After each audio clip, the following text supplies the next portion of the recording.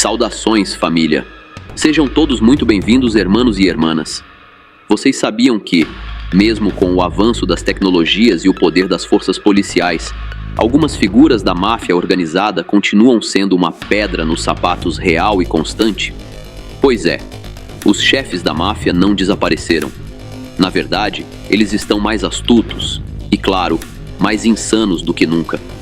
Hoje, vamos explorar as mentes por trás de algumas das organizações mais poderosas que ainda operam no mundo. Mas não pense que são simples mafiosos. Estamos falando de chefes que desafiam a lógica, que vão além dos limites e que continuam a manipular o sistema à sua maneira. Esses indivíduos não são apenas chefes de gangues, mas sim estrategistas implacáveis. Eles comandam seus grupos com um poder psicológico tão forte que seus seguidores os veem quase como figuras mitológicas. Alguns deles operam no ramo do contrabando. Outros estão no controle de extorsões, mas o que todos têm em comum é a capacidade de provocar o temor e a lealdade absoluta. O que muitos não sabem é que alguns desses chefes ainda estão livres, vivendo entre nós, longe dos olhos da lei. Eles sabem como manter as aparências e continuam a expandir suas operações mafiosas, desafiando qualquer tentativa de captura. São figuras que inspiram tanto respeito quanto terror, sendo admirados pelos seus aliados e temidos pelos seus inimigos. Prepare-se para conhecer os chefes do submundo mais insanos que ainda estão ativos. Se inscreva no canal, deixe o like e ative o sininho para ficar por dentro de todos os lançamentos. Agora, vamos analisar quem são essas figuras poderosas e como elas conseguem manter seu império intacto, apesar de todo o esforço das autoridades para derrubá-los. Bora pro vídeo.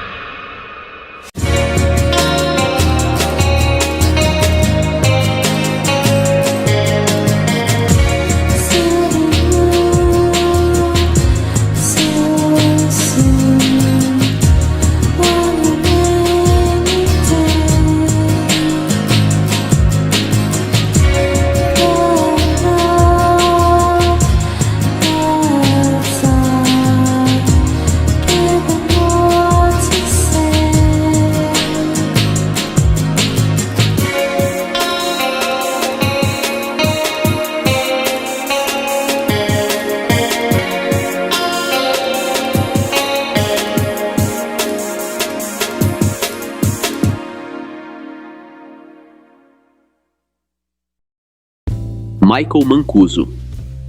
Michael Mancuso, conhecido por muitos como The Nose, entrou no submundo organizado nos anos 1980. Ele estava ligado ao notório grupo Purple Gang, conhecido por seu envolvimento em atividades ilícitas e atos insanos.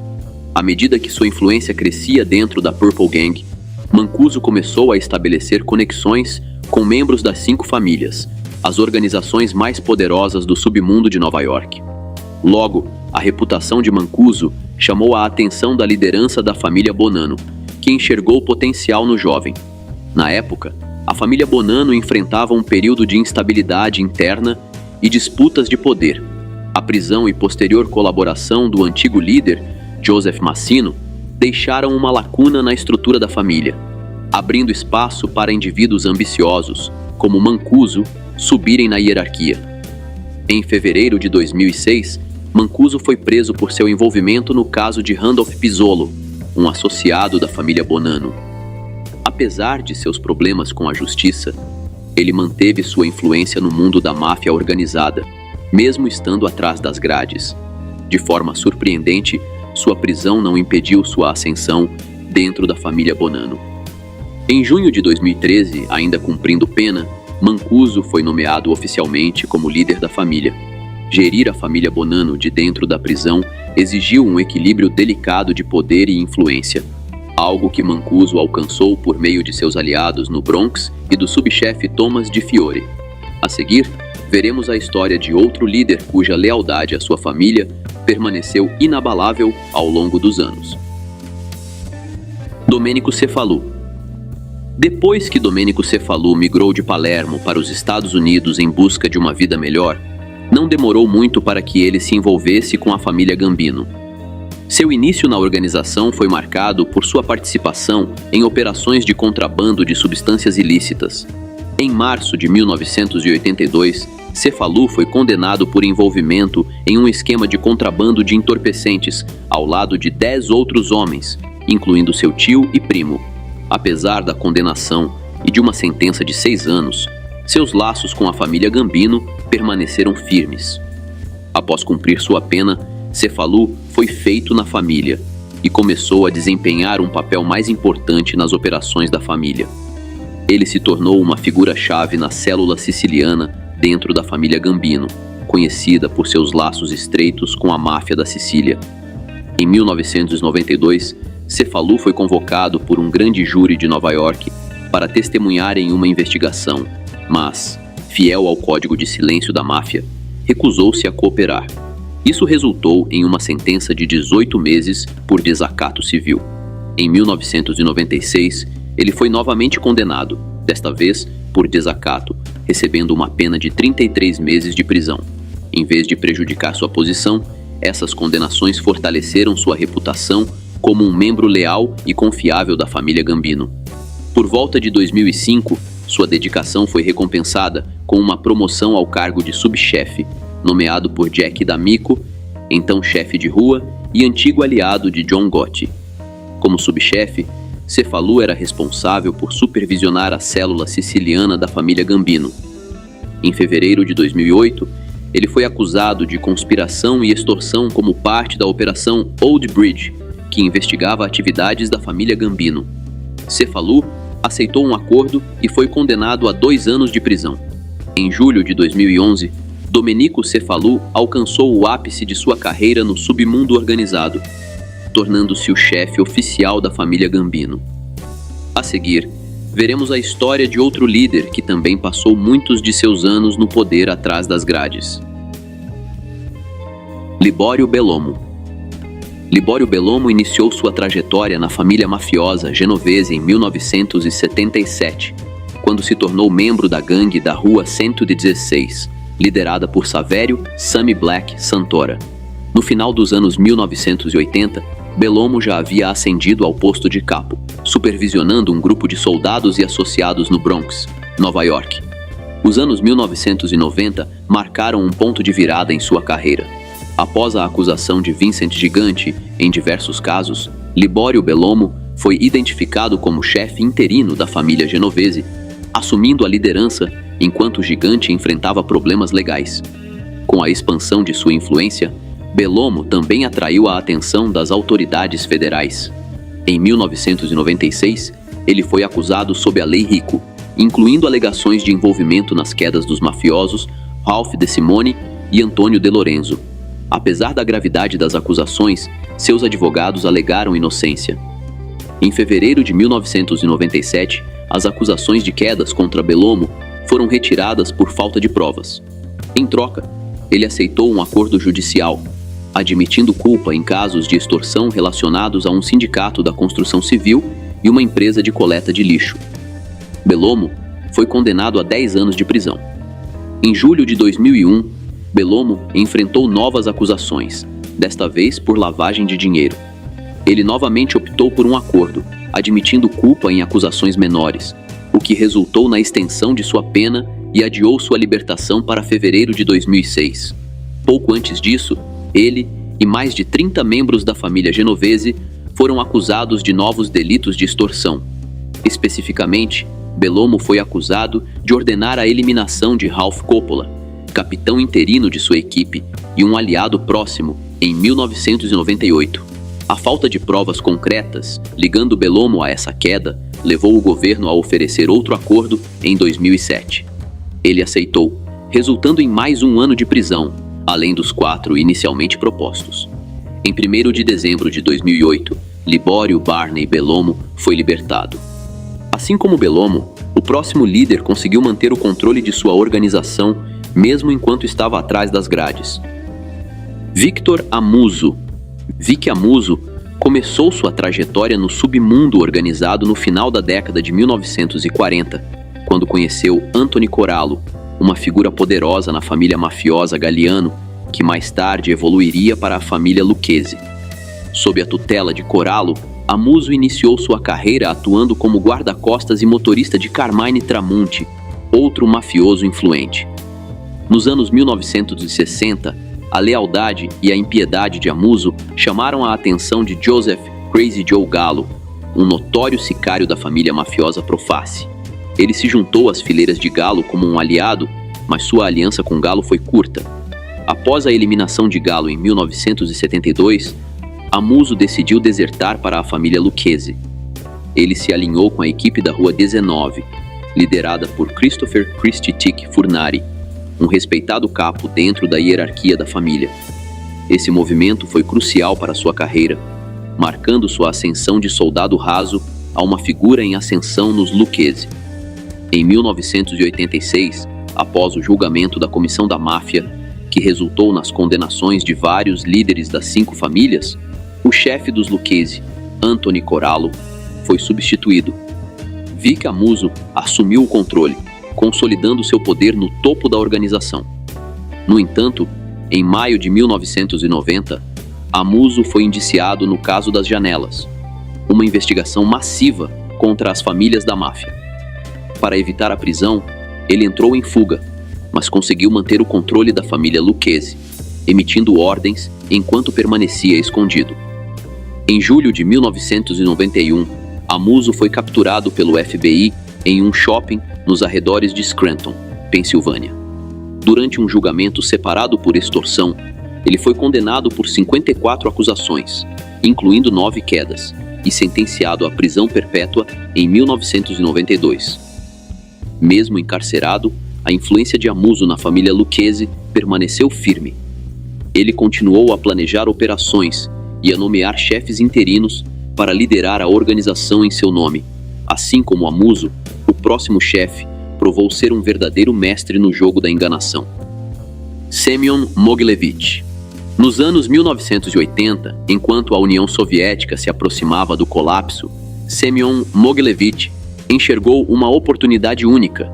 Ele começou sua carreira no submundo, explorando o desespero de judeus soviéticos que desejavam emigrar para Israel e outros países. Mogilevich se posicionou como um intermediário, oferecendo-se para vender seus bens valiosos como joias, prometendo repassar os lucros. No entanto, ele ficou com o dinheiro, acumulando uma fortuna considerável. Suas atividades logo chamaram a atenção das autoridades, resultando em 2 condenações por delitos relacionados a câmbio. No final dos anos 1980, Mogilevich já era um dos principais contatos para a lavagem de dinheiro das organizações mafiosas mais poderosas da Rússia. No início dos anos 1990, Mogilevich mudou-se para a Hungria, onde investiu em várias empresas, incluindo a compra de uma fábrica de armamentos chamada Army Co-op, especializada na produção de canhões antiaéreos. Ele também expandiu suas operações para negócios legítimos, utilizando-os como fachada para lavagem de dinheiro e outras atividades ilícitas. Entre 1997 e 1998, jornalistas canadenses descobriram que Mogilevich e seus associados estavam por trás da UBM Magnex International Inc., uma empresa de capital aberto listada na Bolsa de Valores de Toronto.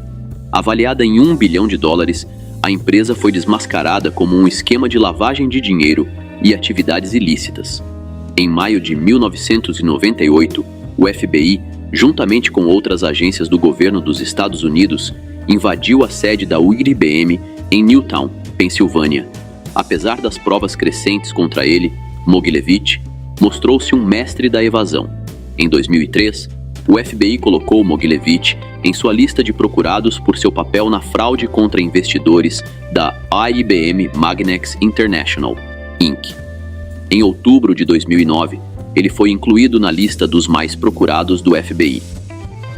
Daoud Ibrahim. A história de Daoud Ibrahim começou ainda na adolescência. Ele abandonou o ensino médio e passou a se envolver em pequenos delitos, como fraudes, furtos e roubos. Durante esse período, cruzou o caminho de Bashu Dada, um gangster local que fazia parte de um sindicato mafioso. Sob a influência de Bashu, Daoud aprendeu os segredos do submundo. No final dos anos 1970, Daoud e seu irmão mais velho, Shabir Ibrahim Kaskar, formaram uma gangue que evoluiria para a temida D Company. A dupla se dedicava a atividades como contrabando de ouro, extorsão e negócios imobiliários. Contudo, a tragédia atingiu a família quando Shabir foi eliminado pela gangue rival Patan, deixando Daoud como líder único da organização. Sob seu comando, a D Company se transformou em um sindicato sofisticado e implacável. As operações da gangue se expandiram além de Mumbai, alcançando o Oriente Médio e a África. No início da década de 1990, a D Company já contava com mais de 5.000 membros. A ascensão de Daoud ao poder envolveu conexões com figuras influentes do submundo e autoridades corruptas que ignoravam suas atividades. Em 1986, após a queda de Samit Khan, pelo qual era procurado pela polícia de Mumbai, Daoud se mudou para Dubai, de onde passou a gerenciar uma vasta rede de negócios ilegais, incluindo contrabando e lavagem de dinheiro. Eventualmente, ele se envolveu com a AK. As rotas de contrabando da D Company foram supostamente compartilhadas com organizações terroristas como a AK, e acredita-se que Daoud tinha contatos com Osama. Em 1993, ele foi apontado como o mentor dos golpes em Bombaim. Com as evidências contra ele se acumulando, o governo indiano intensificou os esforços para capturá-lo. No entanto, Daoud já havia fugido para Karachi, no Paquistão, onde, segundo relatos, continuou a operar sem medo de represálias. O próximo chefão, assim como Daoud, fez história, mas por escapar da prisão de maneira espetacular. Nino Guerreiro. Nino Guerreiro iniciou sua carreira no submundo, atacando policiais e participando de pequenos esquemas de contrabando, o que rapidamente chamou a atenção das autoridades. Em setembro de 2005, ele elevou o nível de suas ações ao eliminar um policial da Força de Aragua, tornando-se um alvo claro para a polícia. Nessa época, a organização Trem de Aragua, conhecida por raptos, extorsões e subornos, estava ganhando notoriedade, e Guerreiro emergia como uma peça-chave em suas operações. Em 2010, ele foi capturado enquanto negociava bens roubados e entorpecentes em sua cidade natal, Maracai. Foi encarcerado na penitenciária de Aragua, também conhecida como Tocoron. Para Guerreiro, no entanto, a prisão não foi o fim, mas o início de um novo capítulo no submundo. Mesmo atrás das grades, ele continuou a comandar e expandir as operações da organização, que prosperaram sob sua liderança, alcançando influência por toda a Venezuela e até além de suas fronteiras. Em 2012, Guerreiro conseguiu escapar da prisão de Tocoron. Sua liberdade, contudo, durou pouco. Em junho de 2013, ele foi recapturado em Barquisimeto, no estado de Lara, enquanto estava envolvido em uma série de roubos a residências. Mesmo após ser preso novamente, a influência de Guerreiro permaneceu inabalável. Em 2015, ele fez uma ousada aparição pública em uma festa em Maracai. Lá, declarou ser o líder da organização e prometeu melhores condições de vida para os moradores locais, um movimento estratégico para fortalecer sua imagem de poder. Até 2016, Guerreiro enfrentava múltiplas acusações, incluindo quedas, roubo e contrabando. Em fevereiro de 2018, ele admitiu as acusações e foi condenado a 17 anos de prisão. Matthew Guglielmetti. Matthew Guglielmetti Jr. iniciou sua carreira mafiosa nos anos 1980. Em 1984, ele e seu pai foram presos por desviar um caminhão carregado de uísque canadense. No entanto, o caso foi misteriosamente arquivado, levantando especulações de que isso se deveu à influência e às conexões da família Guglielmetti. Conforme a década avançava, a família patriarca mergulhou em uma disputa interna em 1989. Com a queda do subchefe William Grasso, Guglielmetti herdou os negócios que antes eram controlados por ele. Apesar de atrair a atenção das autoridades, Guglielmetti continuou administrando suas operações mafiosas, incluindo apostas ilegais e agiotagem, solidificando sua posição como líder dentro da organização. Em abril de 2002, o FBI lançou uma operação ambiciosa para investigar a indústria da construção em Rhode Island. Essa estratégia bem planejada tinha como objetivo atrair figuras-chave do mundo do crime organizado, e Guglielmetti estava no topo da lista. Na época, ele ocupava o cargo de mordomo do sindicato, uma posição que lhe permitia explorar a indústria da construção para o benefício da família patriarca. Em janeiro de 2005, Guglielmetti e 2 associados foram presos em Johnston sob acusações de contrabando. Em março do mesmo ano, ele assinou um acordo judicial, admitindo conspirar para distribuir mais de 5 quilos de coca. No final daquele ano, foi condenado a 11 anos de prisão. O próximo chefão continuou a subir na hierarquia, mesmo enquanto estava atrás das grades. Kenichi Shinoda. Em 1962, Kenichi Shinoda deu seus primeiros passos no estilo de vida Yakuza ao ingressar na Hirota Gumi, uma afiliada da Yamaguchi Gumi, com sede em Nagoya. Foi nesse ambiente que ele aprendeu as complexidades das operações da Yakuza, desde extorsão e jogos de azar, até a poderosa rede de alianças e rivalidades que definia a organização. Seu primeiro grande confronto com a lei ocorreu no início dos anos 1970, quando foi condenado pela queda de um chefe rival da Yakuza com uma katana, um ato que resultou em uma sentença de 13 anos de prisão. Contudo, essa condenação não prejudicou sua posição dentro da Yakuza. Pelo contrário, fortaleceu sua reputação como um líder implacável, disposto a tomar medidas extremas para proteger seu poder e autoridade. Após sua libertação, Shinoda retomou suas atividades com renovada determinação, rapidamente restabelecendo sua posição dentro da Yamaguchi Gumi e expandindo ainda mais a influência da organização. No entanto, a Hirota Gumi foi dissolvida no início dos anos 1980. Não se deixando abalar pela dissolução de seu grupo inicial, Shinoda, juntamente com seu parceiro de longa data, Kiyoshi Takayama, cofundou a Kotoka. Em 1984, esse novo grupo substituiu a Hirota Gumi e cresceu rapidamente, tornando-se uma poderosa ramificação da Yamaguchi Gumi. Com seu planejamento estratégico e eficiência implacável, a dupla expandiu a influência do grupo para 18 prefeituras, alcançando até mesmo a região do Kanto, normalmente restrita. Em julho de 2005, Kenichi Shinoda foi nomeado o 6º Kumicho da Yamaguchi Gumi. Assumindo o controle da organização de 40 mil membros, sua nomeação marcou uma mudança significativa na liderança da Yamaguchi Gumi, já que ele foi o primeiro Kumicho a não ser originário da região de Kansai. Lorenzo Manino.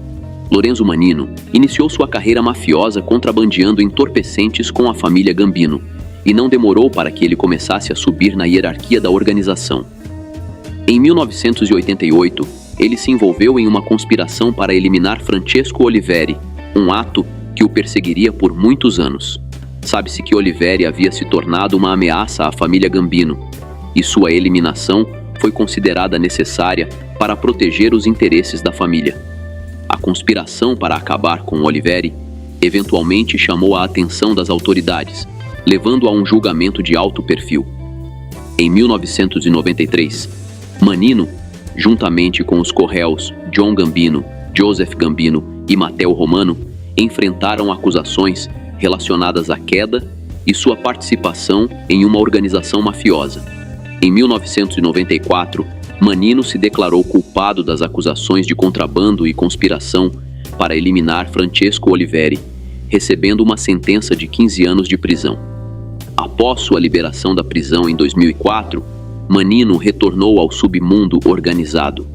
Domenico Cefalu, um membro de longa data da família Gambino, reconheceu o potencial de Manino e o nomeou como chefe de rua. Como chefe de rua, Manino ficou responsável por supervisionar as operações diárias da família, consolidando ainda mais sua posição dentro da organização. O próximo chefe é alguém que esteve envolvido em um esquema de suborno durante as Olimpíadas de 2002. Alimjan Toktakhanov. Alimjan Toktakhanov mudou-se para a Alemanha no final dos anos 1980, buscando novas oportunidades. Foi nesse período que ele obteve a cidadania israelense e logo surgiram alegações ligando-o a vendas internacionais de fuzis envolvendo as forças do Ocidente e um país árabe. No início dos anos 1990, Tokhtarkhunov se estabeleceu em Paris, onde supostamente estava envolvido em negócios ilegais e operações de contrabando. Suas atividades não passaram despercebidas e logo ele se tornou alvo das autoridades francesas. Relatórios começaram a surgir, ligando-o à máfia russa, especialmente ao insano gangster georgiano Tariel Oniani. Em 2002, Tokhtarkhunov foi acusado de planejar e executar um esquema de suborno envolvendo juízes de patinação artística nas Olimpíadas de Inverno. Ele foi preso na Itália a pedido dos Estados Unidos, mas o tribunal italiano rejeitou o pedido de extradição, permitindo que ele retornasse à Rússia. As coisas tomaram um rumo sombrio para Tokhtarkhunov em 2013, quando o FBI lançou uma investigação abrangente sobre suas alegadas atividades mafiosas. A investigação do FBI focou em uma rede de jogos de azar ilegais que Tokhtarkhunov supostamente comandava, operando globalmente com milhões de dólares em jogo. Conforme a investigação se desenrolava, o FBI reuniu provas implicando Tokhtarkhunov e várias outras figuras de destaque. A acusação federal envolveu mais de 30 pessoas, incluindo Vadim Trencher, Molly Bloom e Helen Ahmad, acusados de participar dessa operação ilegal de jogos de azar, com Tokhtarkhunov supostamente recebendo mais de 12 milhões de dólares da organização de Taiwan Chick Trencher entre dezembro de 2011 e fevereiro de 2013. O Departamento de Estado dos Estados Unidos ofereceu uma recompensa de 4 milhões de dólares por informações que levassem à sua prisão. No entanto, Tokhtarkhunov continua a viver abertamente na Rússia, aparentemente sem se importar com a caçada global. Chuan Fat Yip, conhecido também pelo pseudônimo Chuan Fei, é o suposto mentor de uma das maiores redes de distribuição de esteroides anabolizantes e precursores de entorpecentes no mundo. Sua organização, o Grupo Yuancheng, é uma empresa de fabricação de produtos químicos envolvida na produção e distribuição de substâncias ilegais em uma escala gigantesca. Sob a liderança de Yip, o grupo é acusado de gerar cerca de 280 milhões de dólares apenas com a venda de esteroides anabolizantes. Desse valor impressionante, 55 milhões de dólares em esteroides teriam sido enviados para os Estados Unidos ao longo de 5 anos. Além disso, o grupo também comercializava precursores do fenil, substâncias químicas essenciais para a produção do potente opioide sintético, que tem sido um dos principais responsáveis pela crise dos opioides, causando inúmeras quedas nos Estados Unidos. Em outubro de 2015, Yip participou de uma feira de negócios nos Estados Unidos, acompanhado pelo vice-presidente e pelo gerente de vendas de sua empresa. Durante essa visita, eles teriam se reunido com potenciais clientes para negociar transações envolvendo mais de 100 quilos de esteroides anabolizantes. A organização supostamente enviava seus produtos ilícitos dos principais portos chineses, como Xangai e Hong Kong, para destinos ao redor do mundo, incluindo 84 países estrangeiros e todos os 50 estados dos Estados Unidos. A magnitude e a ousadia das operações de Yip o tornaram uma das principais prioridades para as agências de segurança ao redor do mundo. O Departamento de Estado dos Estados Unidos ofereceu uma recompensa de até 5 milhões de dólares por informações que levem à sua captura e condenação. Apesar da divulgação de sua acusação em março de 2021, Yip continua foragido, sendo acreditado que esteja vivendo na cidade de Wuhan, província de Hubei, na China. Ulises Alexander Acevedo. A entrada de Ulises no submundo começou de forma simples, com furtos pequenos e envolvimento em atividades ilícitas de menor escala. No entanto, com o tempo, ele expandiu suas operações. Acevedo começou a reunir um grupo seleto de seguidores leais, envolvidos em raptos e roubos, com foco em pessoas e negócios de alto poder aquisitivo em Caracas e arredores. Um dos principais fatores para a ascensão de Alexander foi sua habilidade em explorar o cenário sociopolítico de Petare. O bairro, como muitos outros na Venezuela, era marcado pela pobreza, desemprego e falta de serviços básicos. Alexander soube aproveitar essas condições, posicionando-se como um benfeitor da comunidade. Ele ajudava financeiramente famílias em dificuldades, distribuía alimentos e suprimentos e até mediava disputas entre os moradores. Essa imagem de Robin Hood conquistou a simpatia de muitos locais, que o viam mais como um protetor do que como um gangster. Sua crescente influência foi ainda mais fortalecida por suas conexões com políticos locais e membros das forças de segurança. Esses relacionamentos ofereciam a Alexander um certo grau de proteção contra consequências legais, permitindo-lhe operar sem medo. Em troca, Alexander oferecia apoio a esses oficiais, garantindo o poder contínuo deles. Alexander havia se consolidado como o líder indiscutível do bairro José Félix Ribas, apesar das tentativas constantes de gangues rivais e das forças policiais em derrubá-lo.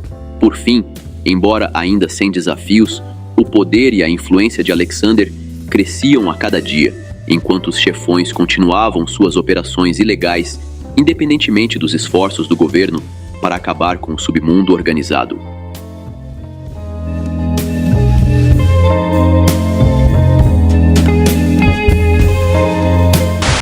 Maria Licciardi, carismática, tranquila e implacável, era a madrinha da camorra italiana. Nascida e criada em Secondigliano, um subúrbio de Nápoles e reduto do clã Licciardi, ela veio de uma família profundamente envolvida na máfia. Seu pai era um chefe local bem conhecido e seu irmão Gennaro, apelidado de O Macaco, se tornou o líder do clã, uma figura-chave na aliança de Secondigliano.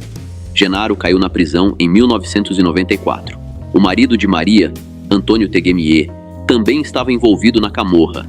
Maria ascendeu ao poder como chefe do clã Licciardi após a prisão de 2 irmãos e seu marido. Ela implementou mudanças significativas, como quebrar o código da camorra que proibia o lucro com bordéis. O clã passou a comprar garotas da máfia albanesa, forçando-as a trabalharem em bordéis, frequentemente em condições desumanas. Em 7 de agosto de 2021, Maria Licciardi foi presa no aeroporto Ciampino de Roma, enquanto tentava viajar. Na Espanha, ela foi acusada de liderar esquemas de extorsão como chefe do clã Licciardi da Camorra. O aumento na atividade mafiosa tornou a organização ainda mais poderosa. Maria era conhecida por sua abordagem prática, inteligente e sem escrúpulos. Ao contrário de muitos líderes masculinos, ela evitava os holofotes e nunca foi condenada por nenhum delito. Um jornalista descreveu Maria como alguém que gerenciava o clã como uma multinacional, sempre buscando soluções que atraíssem menos a atenção da polícia e mantivessem a unidade dentro do grupo. Um juiz observou que, sob sua liderança, a organização se tornou mais eficiente e menos emocional. Em janeiro de 2001, Maria Licciardi ordenou a explosão do escritório do juiz Luigi Bobbio para interromper a investigação sobre seu clã. Apesar do aviso, o juiz continuou seu trabalho sob proteção policial, resultando na prisão de mais de 70 membros do clã. Maria já havia escapado da captura diversas vezes, ganhando o apelido de a Pimpinela Escarlate da Itália. Contudo, em 14 de junho de 2001, ela foi finalmente capturada perto de Nápoles enquanto viajava de carro. Ela não resistiu à prisão e foi encarcerada junto com seu irmão Vincenzo, assumindo a liderança do clã até a prisão dele em 2008. Maria foi liberada da prisão em 2009. Em 7 de agosto de 2021, ela foi novamente presa no aeroporto Ciampino de Roma, tentando viajar para a Espanha. Ela foi acusada de comandar esquemas de extorsão como chefe do clã Licciardi da Camorra. A próxima chefona da máfia é uma mulher elegante, sofisticada e extremamente inteligente. Sandra Ávila Beltrán, conhecida como a Rainha do Pacífico, é uma figura notória no submundo mexicano. Nascida em 16 de outubro de 1960, na Baja Califórnia, México, ela veio de uma família profundamente envolvida no contrabando. Seu pai estava ligado à organização de Guadalajara e seu tio era um importante chefe do submundo. Apesar de ter iniciado seus estudos em comunicação, Sandra apareceu na mídia após um rapto de um de seus filhos, que foi orquestrado por rivais. Suas conexões com os principais capos e a participação de sua família nos negócios ilícitos a impulsionaram rapidamente para o topo da indústria. Sandra era conhecida por seu estilo de vida luxuoso, acumulando uma grande fortuna e vivendo com todo conforto. Contudo, sua ascensão foi marcada por conflitos e traições, o que resultou em várias tentativas de quedas e uma vida de fugas e tretas constantes. Sua prisão veio após o rapto de seu filho, o que levou a uma investigação que revelou seu envolvimento no submundo. Ela foi detida em setembro de 2007 e inicialmente presa na cidade do México. Embora vivesse em melhores condições do que outras detentas, ela enfrentou sérios desafios legais. Em 2012, foi extraditada para os Estados Unidos sob acusações de contrabando, mas conseguiu fechar um acordo com as autoridades estadunidenses, resultando no arquivamento das acusações relacionadas ao contrabando. Sandra foi deportada de volta ao México em 2013, onde cumpriu uma pena adicional por lavagem de dinheiro. Ela foi liberada da prisão em 2015 e atualmente reside em Guadalajara, México. Agora, vamos contar a história de outra líder mafiosa famosa. Ermínia Giuliano. Ermínia Giuliano, frequentemente conhecida como Celeste, por causa de seus olhos azuis brilhantes.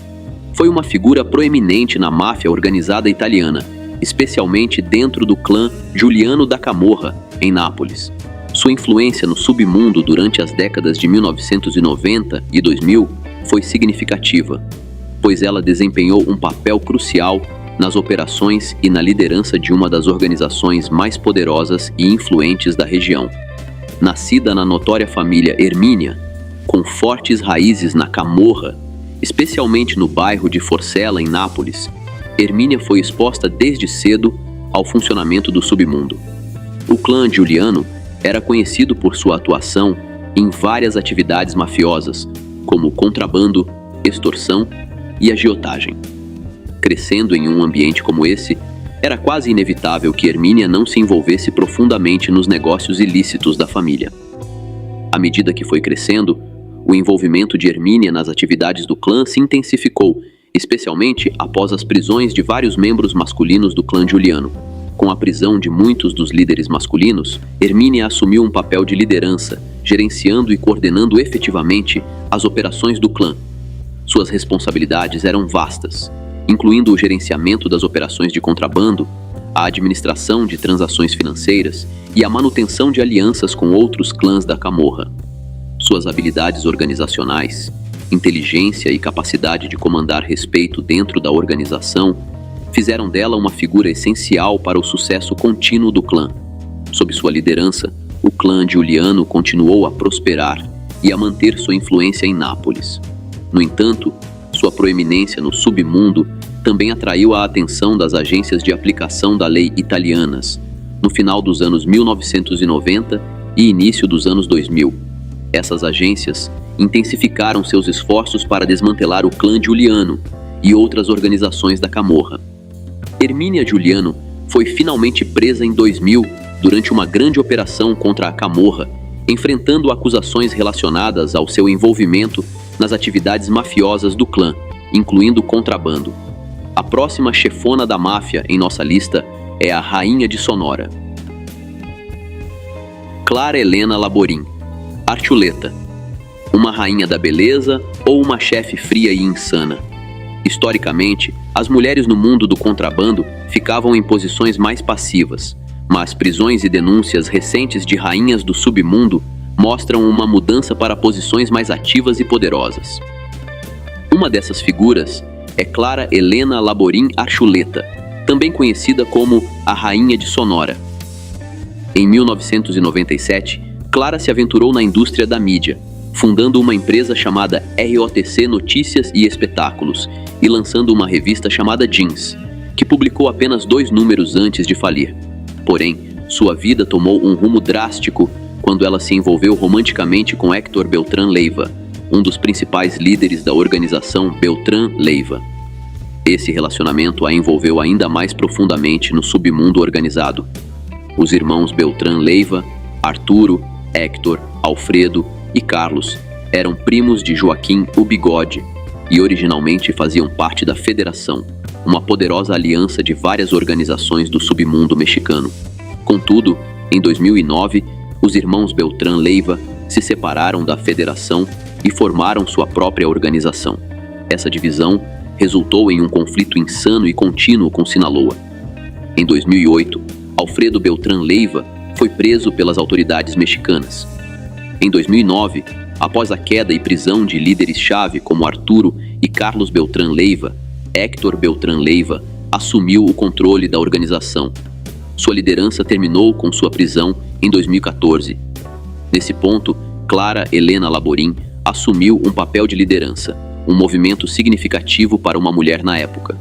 Ela conseguiu manter os territórios da organização e formar alianças com outras organizações, incluindo Juárez e a Organização de Jalisco.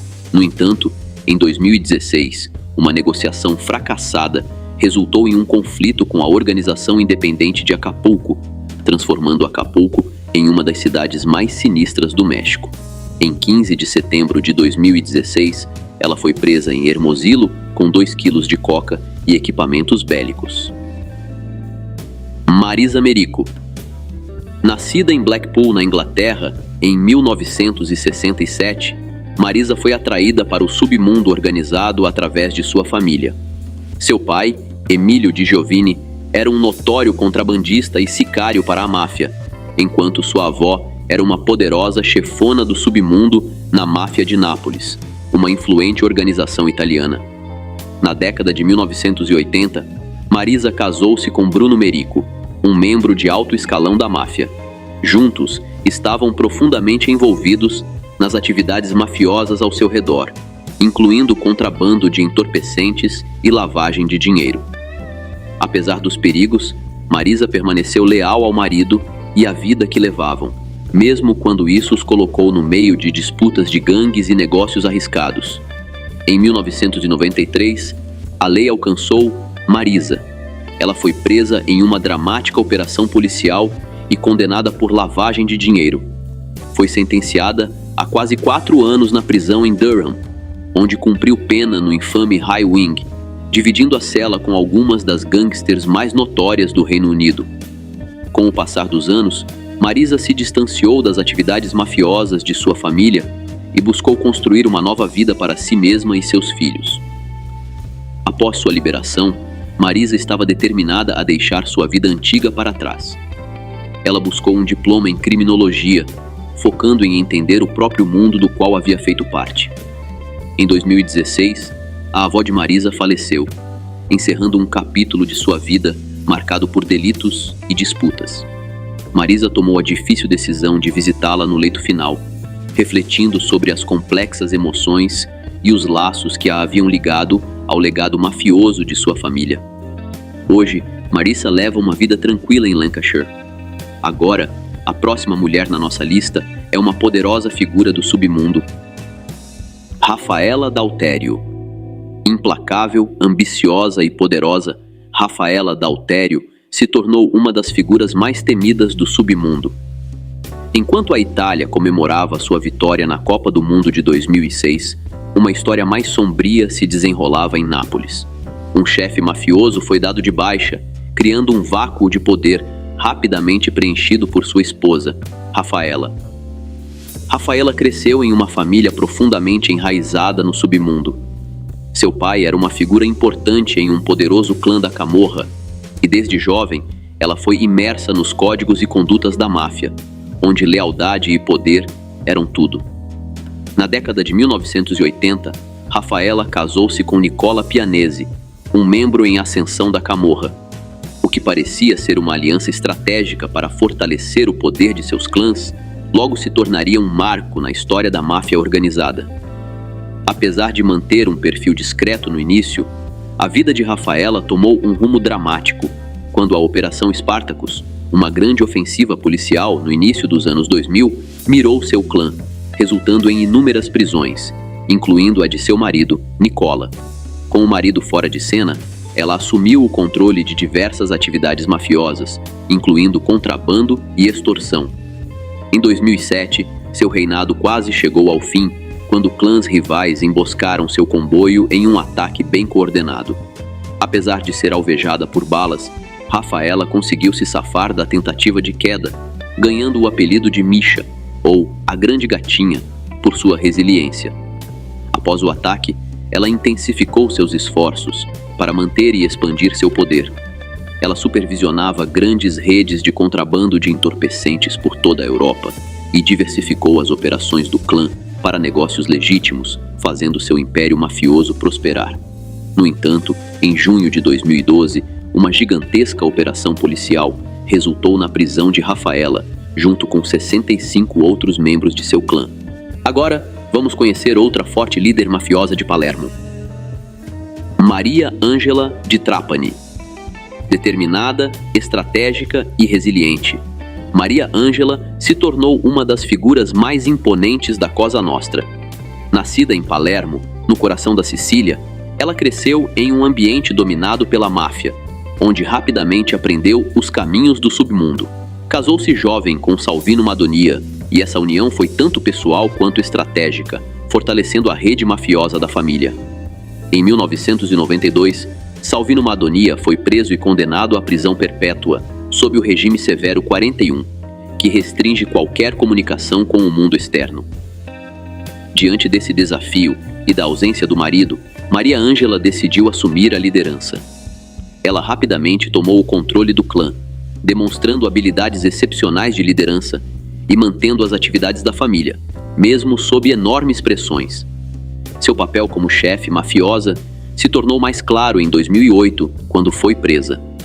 Investigações revelaram que ela estava efetivamente comandando o clã, enquanto seu marido estava encarcerado.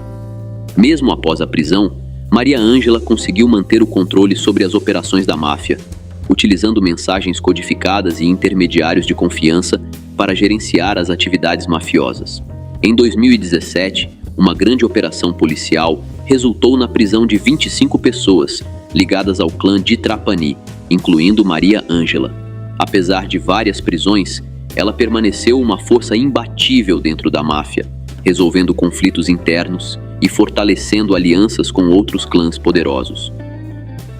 Cristina Pinto. Uma madrinha de Nápoles, Cristina Pinto, também conhecida como Lady Camorra, foi uma mulher profundamente envolvida na Camorra, o poderoso sindicato criminoso de Nápoles, na Itália. Ela se tornou uma mulher de confiança dentro da organização, liderando um grupo voraz e implacável. Sua jornada nesse mundo começou quando ela era muito jovem e logo conquistou uma reputação como uma sicária fria e destemida. Cristina era conhecida por liderar expedições punitivas, onde sua missão era punir ou eliminar aqueles que cruzassem o caminho da Camorra. Aos 21 anos, ela já era uma figura de destaque na organização, treinada para ser tão dura quanto qualquer homem. Uma das missões mais notáveis que recebeu foi de seu chefe, que a encarregou de eliminar um contrabandista de entorpecentes que havia se aliado a outro clã. Ela cuspiu bala no antigo aliado, mas não conseguiu acabar com ele, o que foi um fato atípico em sua carreira. A vida de Cristina na Camorra foi marcada por quedas constantes e momentos de grande risco. Em agosto de 1991, ela esteve perto de seu fim, quando rivais atacaram seu carro com enormes rajadas de balas de fuzil. Milagrosamente, ela saiu ilesa ao se esconder sob o carro e depois escapou ao tomar controle de um carro que passava. A vida de Cristina mudou quando foi presa e condenada a 23 anos de prisão. Durante seu tempo atrás das grades, ela perdeu grande parte da vida de sua filha, Helena. Agora, já fora da prisão, ela gerencia sua parte na máfia em segredo, mantendo sua influência nos bastidores. Agora, a próxima líder mafiosa é de Palermo. Giusy Vitali. Giusy Vitali nasceu em 16 de agosto de 1967, em Palermo, na Sicília, em uma família profundamente envolvida no submundo organizado. Seu pai, Mitchell Vitali, era uma figura de destaque na máfia siciliana, o que garantiu que Giusy fosse exposta à máfia desde muito jovem. Crescendo em um ambiente assim, ela rapidamente aprendeu os caminhos das sombras, preparando o terreno para sua futura participação nos negócios mafiosos da família. Na década de 1990, Giusy Vitali já estava firmemente estabelecida nas operações da família. Suas responsabilidades incluíam supervisionar diversas atividades ilegais, como contrabando, extorsão e outros delitos ligados à máfia. Seu papel foi essencial na gestão dessas operações, e suas habilidades estratégicas excepcionais e seu talento para a liderança foram fundamentais para consolidar o poder da família.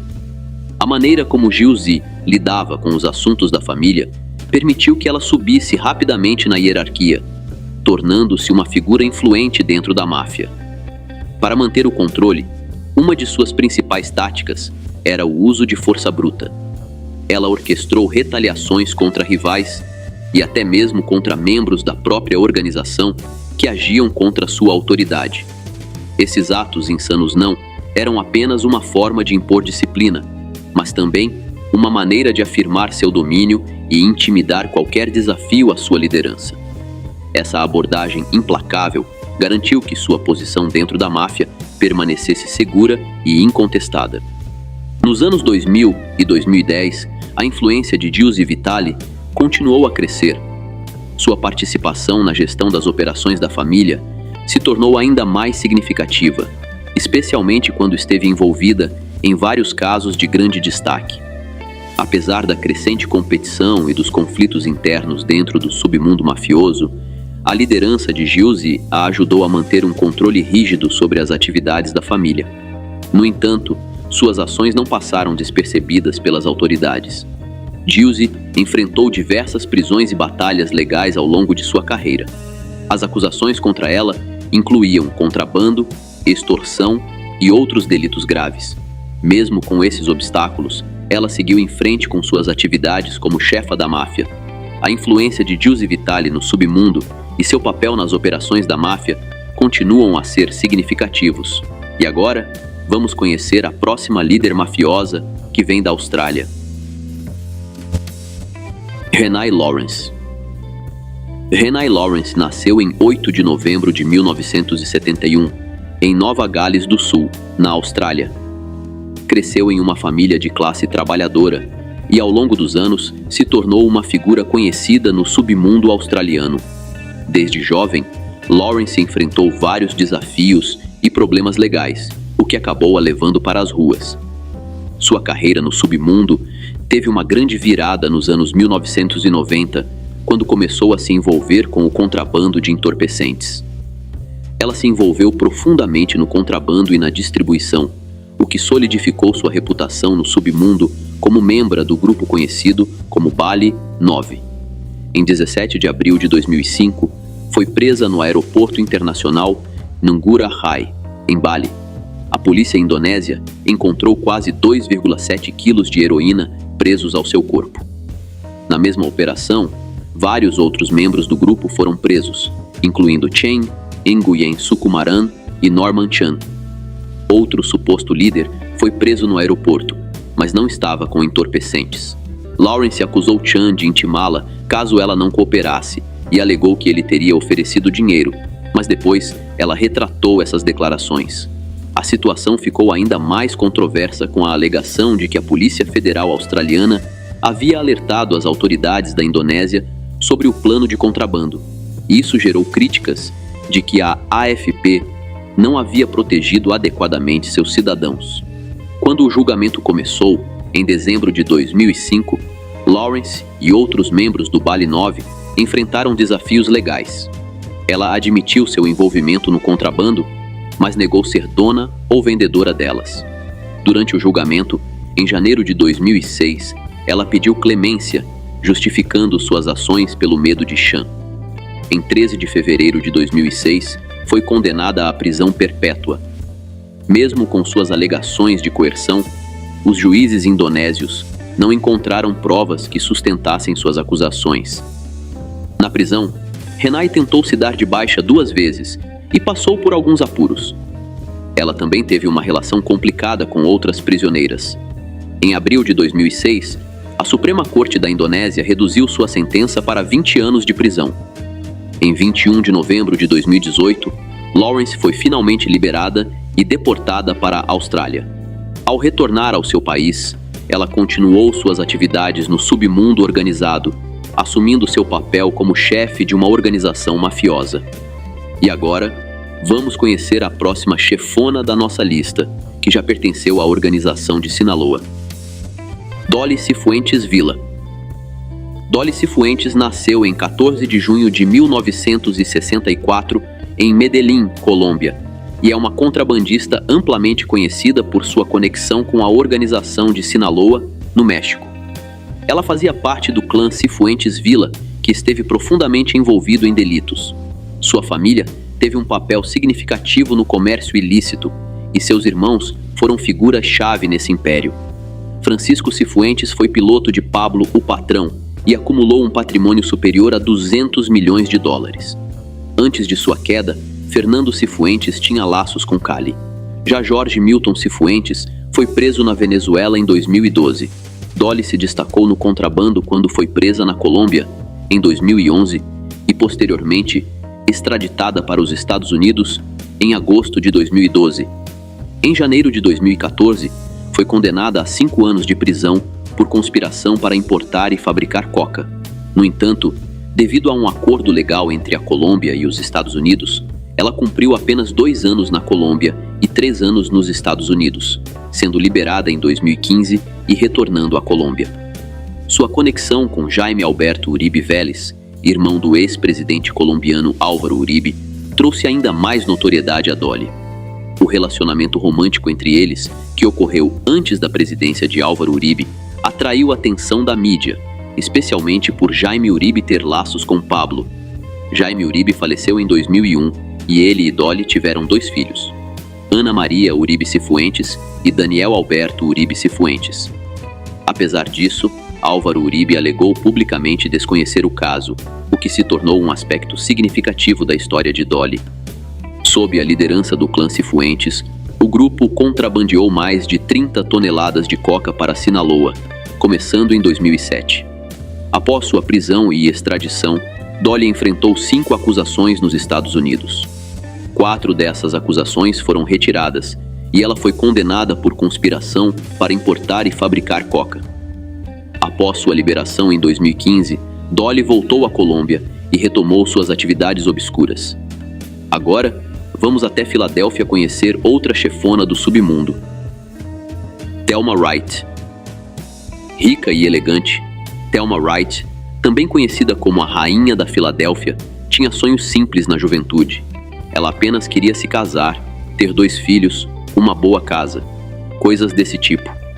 Thelma era uma pessoa mais centrada, discreta e com uma forte formação religiosa e atlética.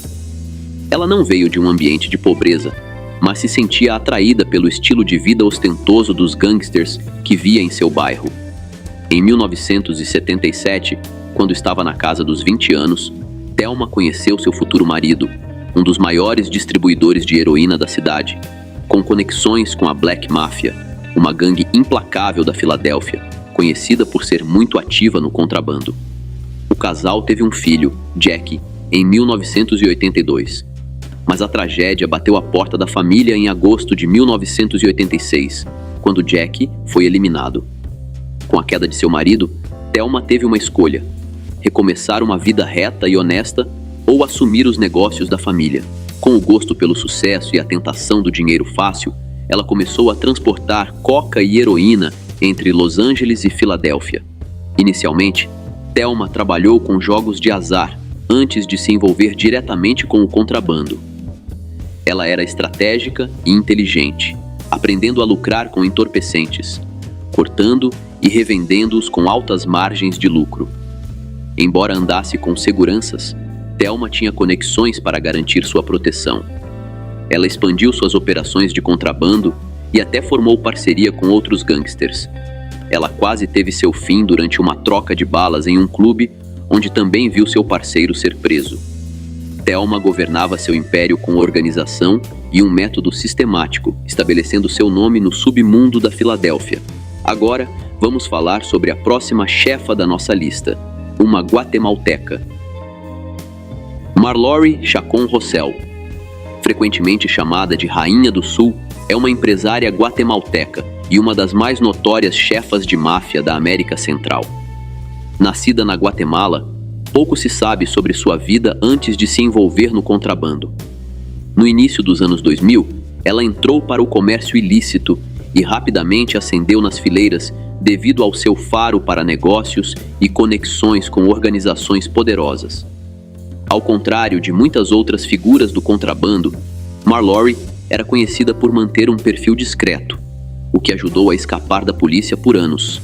Quando chegou ao poder, sua operação era responsável por contrabandear grandes quantidades de coca para os Estados Unidos.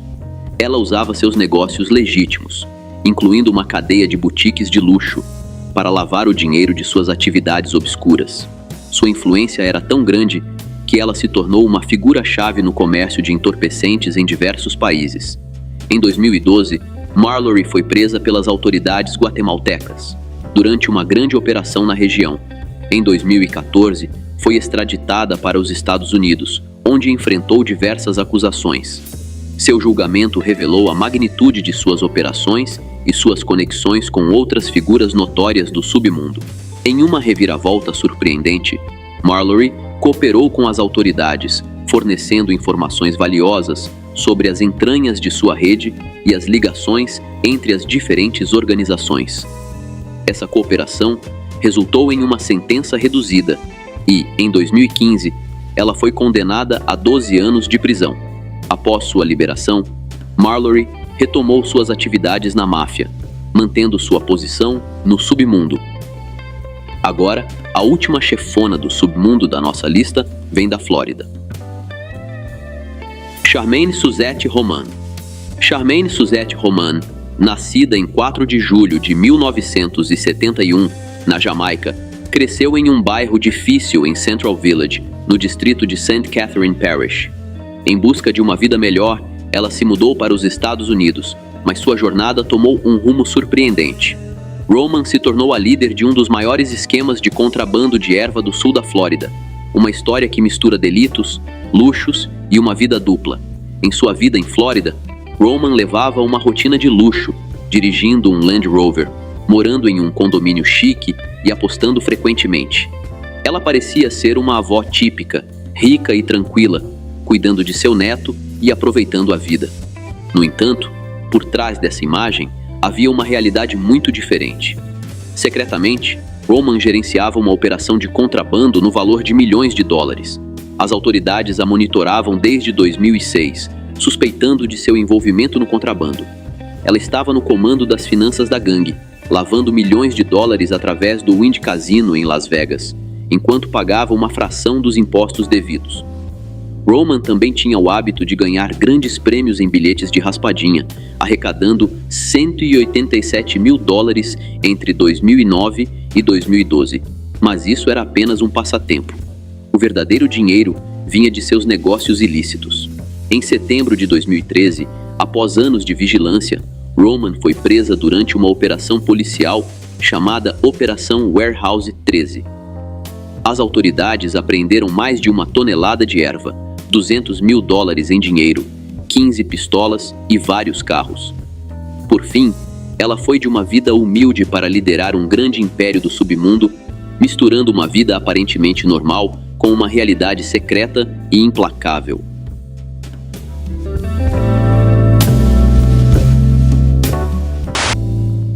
Michael Franzese.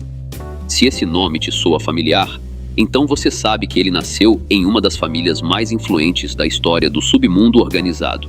Seu pai, John Sonny Franzese, era um dos mais respeitados e temidos subordinados da poderosa família Colombo. Enquanto outras crianças aprendiam a andar de bicicleta ou jogar beisebol, Michael aprendia as regras do submundo: lealdade, poder e, acima de tudo, silêncio. Mas seguir os passos do pai nunca foi seu plano inicial. Michael estava cursando medicina quando sua vida mudou drasticamente. Seu pai foi condenado a 50 anos de prisão, e como filho mais velho, esperavam que ele assumisse a responsabilidade. Ele fez mais do que isso. Ele se tornou uma verdadeira máquina de fazer dinheiro. Nos anos 1980, Michael arquitetou um dos golpes financeiros mais engenhosos da história da máfia, um esquema de impostos sobre combustíveis que desviou cerca de $250 milhões. A operação era tão bem elaborada que nem as autoridades conseguiam acompanhar.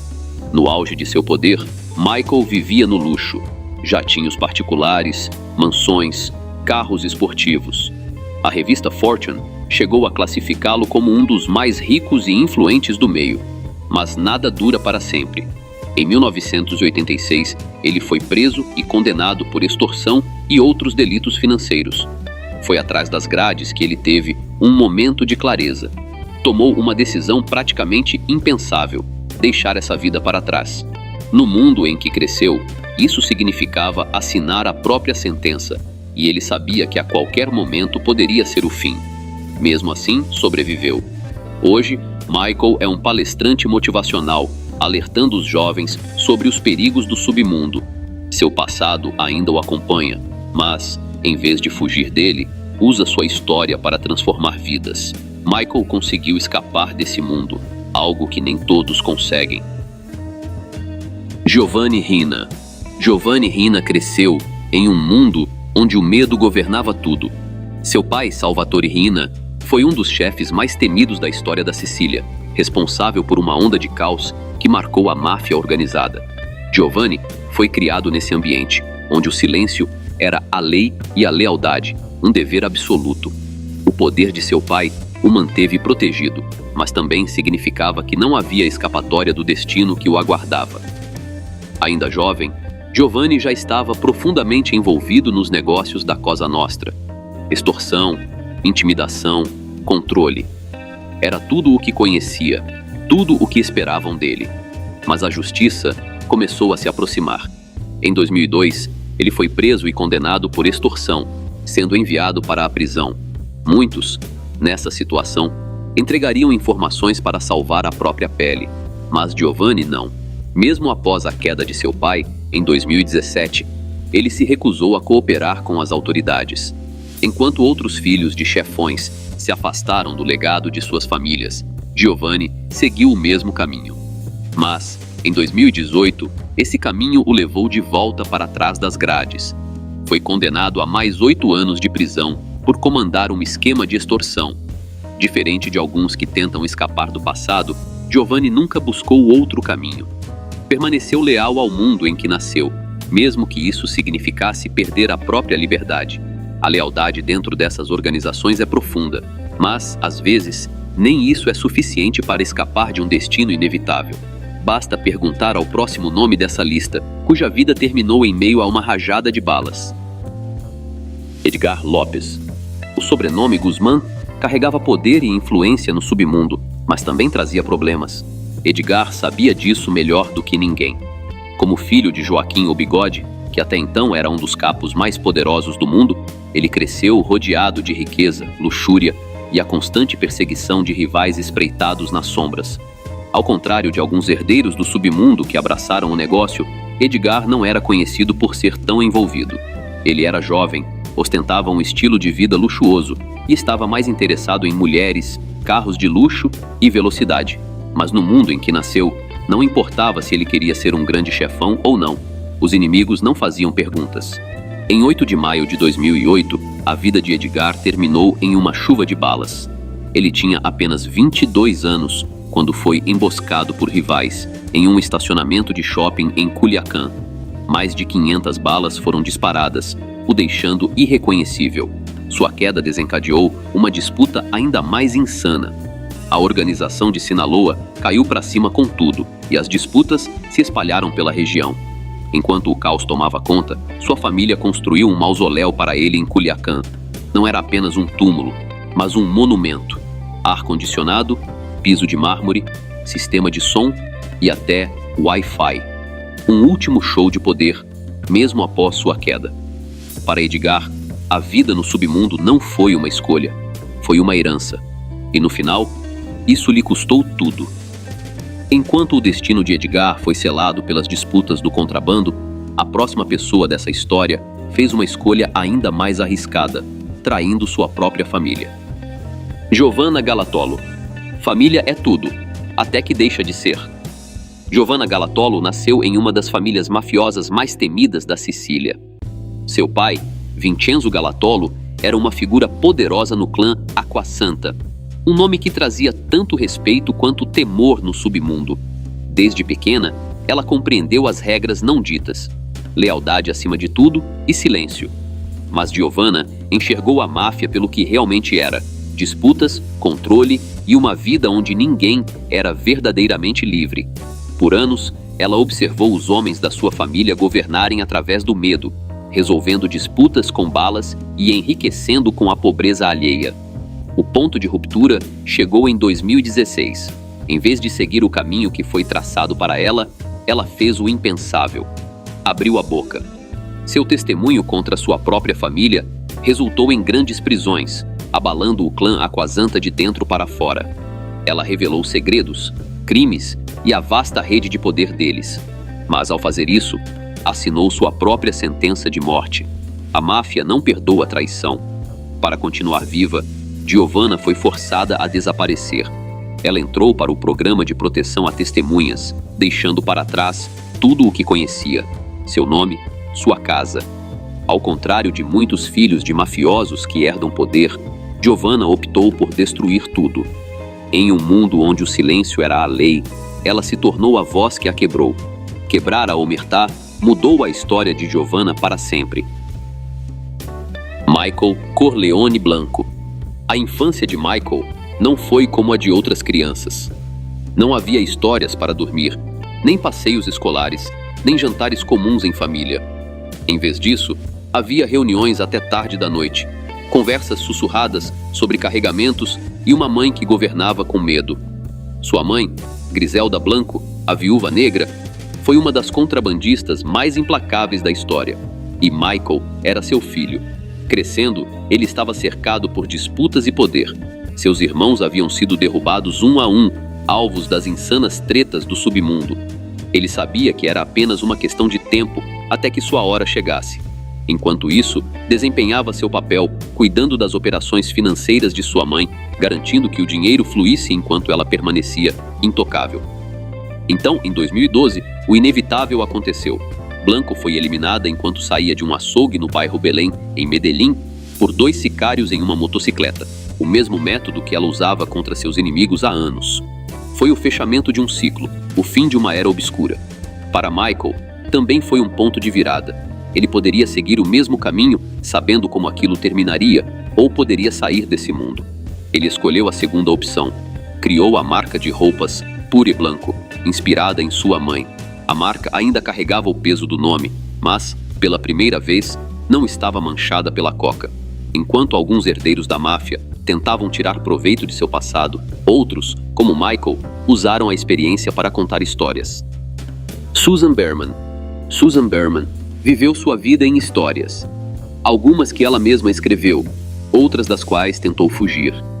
Filha de Dave Berman, um mafioso judeu estadunidense que ajudou a moldar o império dos cassinos de Las Vegas, ela cresceu em um mundo de acordos sussurrados, seguranças e homens capazes de fazer problemas desaparecerem. Enquanto outras crianças se preocupavam com horários de chegada, Susan não tinha interesse em seguir o caminho da máfia. Ao invés disso, se tornou uma contadora de histórias, usando seu passado como material. Escreveu livros e artigos sobre a vida no submundo, os segredos da máfia e o que era ser filha de um gangster. Ela entendia a máfia melhor do que a maioria, mas talvez não soubesse o quão perto ele estava de sua própria porta. Em dezembro de 2000, Susan foi encontrada dada de baixa em sua casa em Los Angeles. Uma única bala. Sem arrombamento, sem roubo. Apenas silêncio. Por anos, sua queda permaneceu um mistério. Uma mulher que passou a vida inteira escrevendo sobre quedas se tornou alvo de uma. Foi só entre 2020 e 2021 que a verdade veio à tona. O herdeiro imobiliário Robert Durst, seu amigo de longa data, foi condenado pela eliminação dela. Os promotores argumentaram que ele a eliminou para impedi-la de revelar outro delito. Susan passou a vida inteira contando histórias, mas, no fim, foi a história que ela não contou que causou seu fim. O caso de Susan terminou em um dos julgamentos mais notórios da máfia. Dixon, Uber e Osvaldo Trujillo Blanco. Os irmãos Trujillo Blanco, Dixon, Uber e Osvaldo, cresceram à sombra do império de sua mãe, Griselda Blanco, a viúva negra, que comandava o contrabando de pó com uma precisão implacável, criando inimigos a cada passo. Enquanto outros a temiam, Seus filhos eram esperados para ajudar a comandar o negócio, quisessem ou não. Na década de 1980, Miami estava afogada no caos, e o nome Blanco estava ligado a grande parte disso.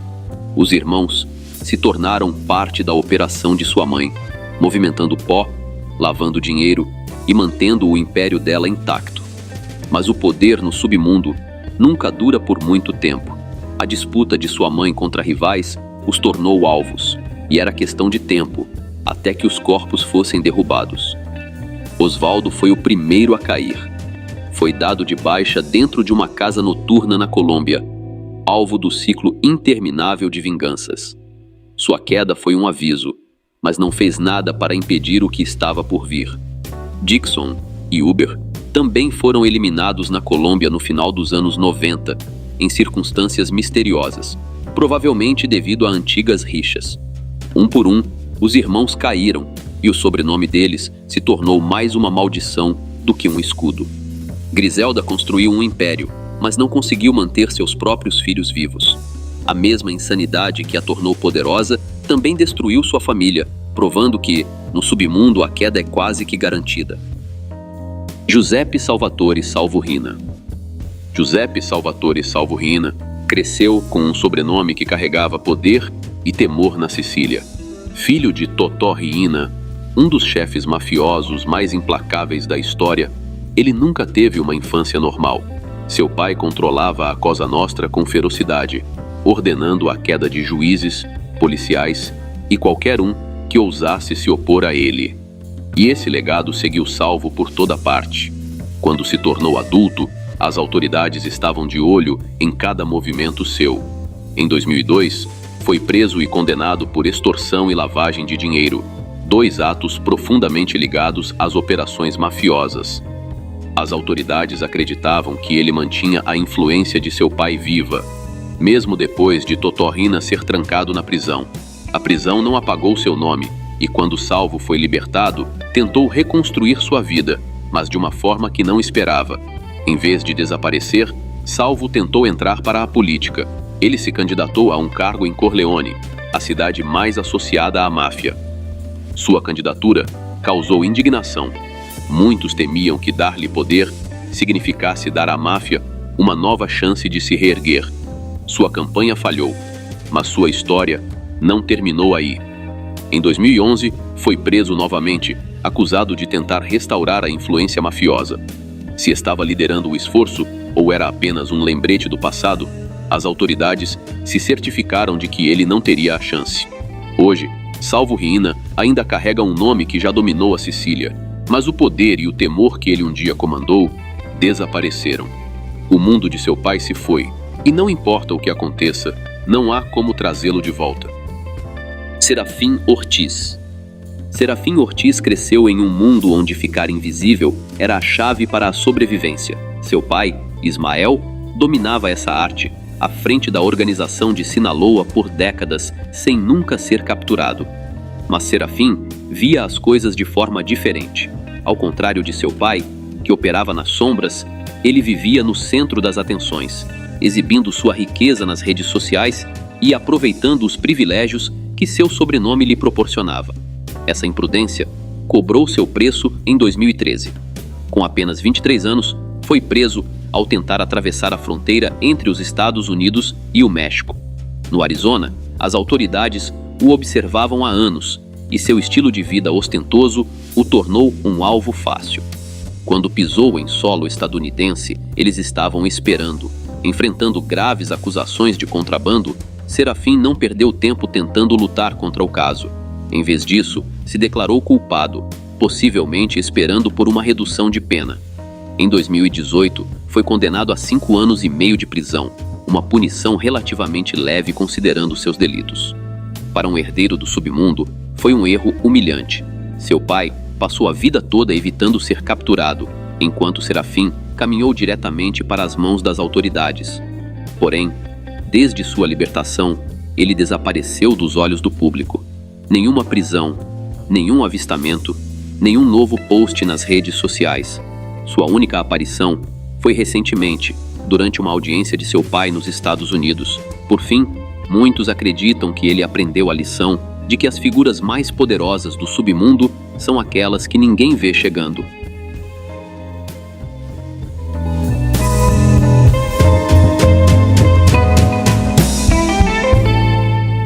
Salve família! Agora que você conhece um pouco mais sobre o que aconteceu com os filhos dos chefes do submundo, quero saber, qual história te surpreendeu mais? Deixa sua opinião nos comentários e vamos trocar uma ideia. Se você curtiu o vídeo e aprendeu algo novo, não esquece de deixar o like.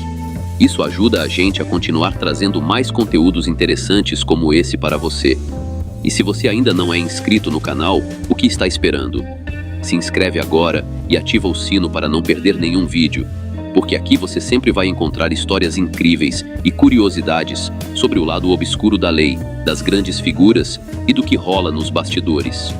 Além disso, se você quer ajudar o canal a crescer ainda mais e ter acesso a conteúdos exclusivos, que tal se tornar membro? Você vai apoiar a gente a continuar fazendo vídeos e ainda ganhar benefícios especiais. Eu agradeço por ficarem até aqui.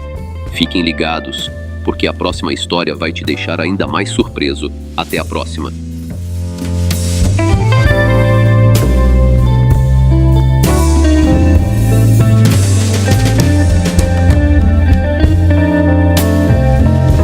Sejam todos muito bem-vindos à loja do canal.